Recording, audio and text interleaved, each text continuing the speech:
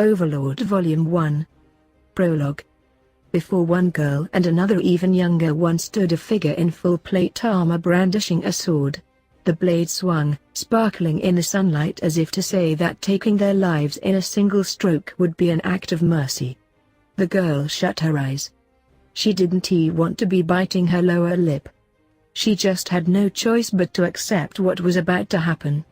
If she had even a little power, she probably would have been able to shove the figure away and escape. But she was powerless. And so there was only one ending. She would die.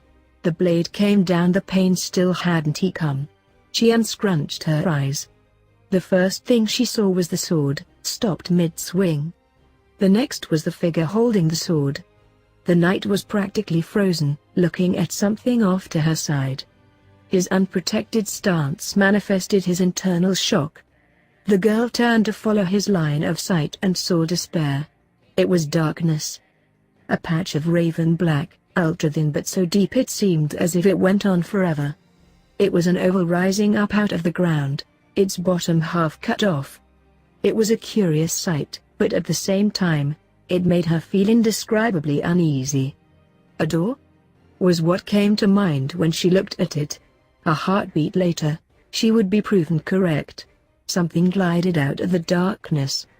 And when she saw what it was, a dry shriek escaped her lips. A human would have no chance against this being.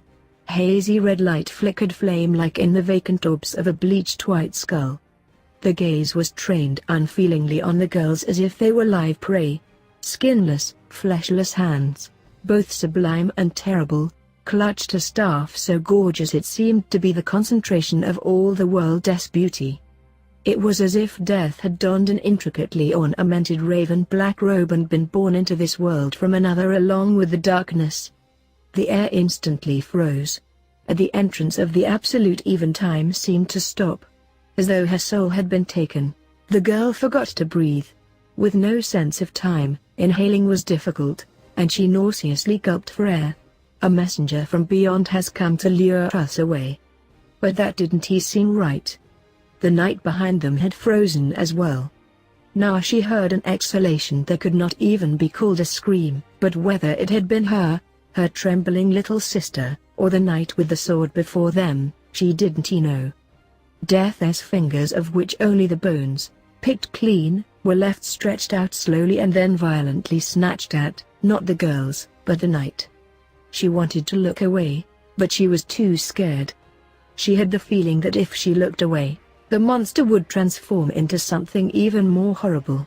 Grasp heart. Death incarnate made a clenching motion, and metal clanged noisily next to the girl. She was scared to take her eyes off Death, but she lost to the tiny bit of curiosity still dwelling inside her and looked at the knight lying face down on the ground. He wasn't moving. He was dead. Yes, dead.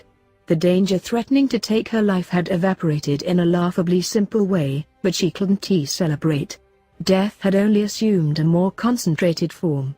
Sensing the fear in her gaze with its entire body, Death moved toward her. The darkness that had been contained within her field of vision began to expand. It's going to swallow us up. She hugged her sister close. The idea of running away didn't even occur to her anymore.